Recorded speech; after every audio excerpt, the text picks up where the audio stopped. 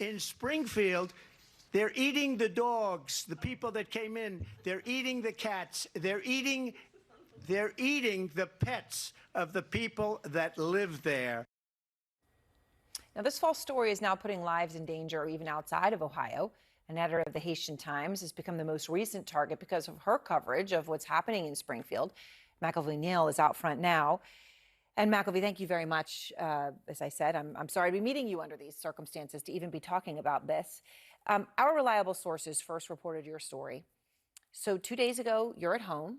Yes. And your doorbell rings. Yes. You go and you answer your door. You're thinking maybe this is a delivery of some sort. And what happens when you open the door? Erin, thank you so much for having me and keeping a spotlight on this issue. So to go back to Monday morning, I'm starting my day and I hear the doorbell ring a couple times. I'm thinking, oh, it's a delivery. I have to go pick up a package. I open the door. By then, I see police had surrounded my house on both sides. There were cruisers outside. And when I asked, why they were there, they were asking me, who am I? What am I doing, in my own home?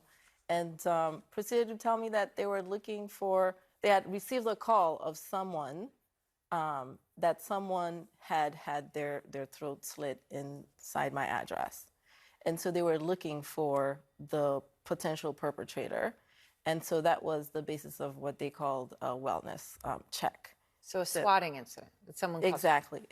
Meaning that someone had gone through the trouble of doing what's called doxing, finding my documents and sharing it somewhere.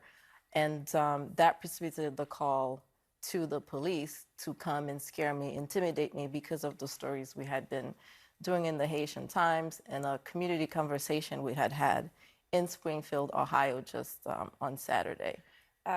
Of course, you're the editor of the Haitian Times. You were born in Haiti. You're a naturalized American citizen. You had to have been really scared in that moment, though, Macollvie. So, yes, I was alarmed, but I kind of knew I had a premonition because we had been getting emails and just really vile, racist emails and threats and messages on our stories and our comments. And so we try to stay focused. This is a story that we have been following now for at least 3 years, ever since we had a group of Haitians begin to arrive after the president's assassination, through all of the different TPS extensions that took place because of certain disasters that happened in Haiti. We knew that these folks, our brothers and sisters, would end up somewhere in America that wasn't necessarily going to be New York City or Miami or Boston, which are our traditional enclaves. And so we committed to just following Haitians across the heartland over the past year and a half, almost 2 years or so. And we had heard these incidents of bullying, intimidation, all of the nasty stuff. We had been covering it. I just didn't expect it to come and follow me home. So JD Vance, we just laid it out how that JD Vance and Trump have been saying this, and JD Vance's office called and was told it was untrue on the day of the debate. He continues to say it. Trump said it at the debate. Here's how JD Vance defended himself when our Dana Bash asked him a question about it. The American media totally ignored this stuff until Donald Trump and I started talking about cat memes. If I have to create stories so that the American media actually pays attention to the suffering of the American people, then that's what I'm going to do. If I have to create stories, it's worth it, is what he's saying. Here's what that quote tells me. The fact that he says, if I have to create stories to defend the American people, is telling me that he doesn't see Haitians as people or as American people, whatever that means. The fact of the matter is that Americans are immigrants. Every single person in this country came from somewhere else.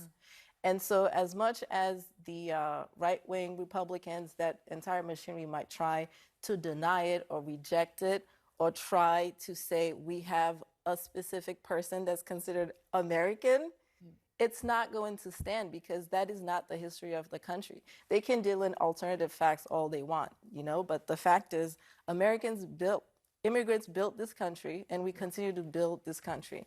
My family helped build this country when we came here 35 years ago. I've seen it happen in Brooklyn, in New Jersey, all up and down the East Coast, and now it's happening in the Midwest because that's where the need is. That's where we have the jobs, you know, to fulfill. And so they can try to deny it, but this is the fact. And I really hope that Americans who are good people, who are sensible people, like many of the folks in Springfield, continue to engage with the newcomers in the ways that we've always engaged without all this extremism going into their hearts. All right. Well, Macollvie, thank you very much. I appreciate your taking the time. Like I said, sorry to meet you under these circumstances, but thank you for doing that.